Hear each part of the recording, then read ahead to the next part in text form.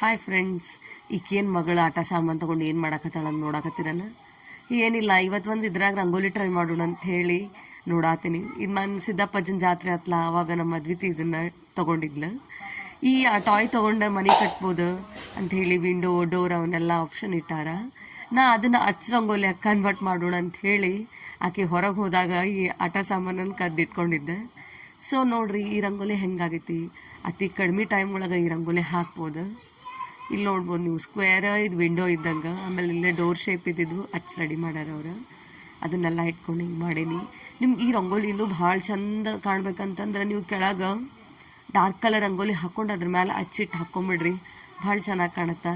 ಈ ಥರ ಮನೆಯಾಗಿರುವಂಥ simple ಮೆಟೀರಿಯಲ್ಸಿಂದ items ಮಾಡೋದನ್ನು ನಾನು ತೋರಿಸ್ತೀನಿ. ಪ್ಲೀಸ್ ನನ್ನ ಚಾನಲನ್ನು ಲೈಕ್ ಮಾಡಿರಿ, ಶೇರ್ ಮಾಡಿರಿ, ಸಬ್ಸ್ಕ್ರೈಬ್ ಮಾಡಿರಿ. Thank you.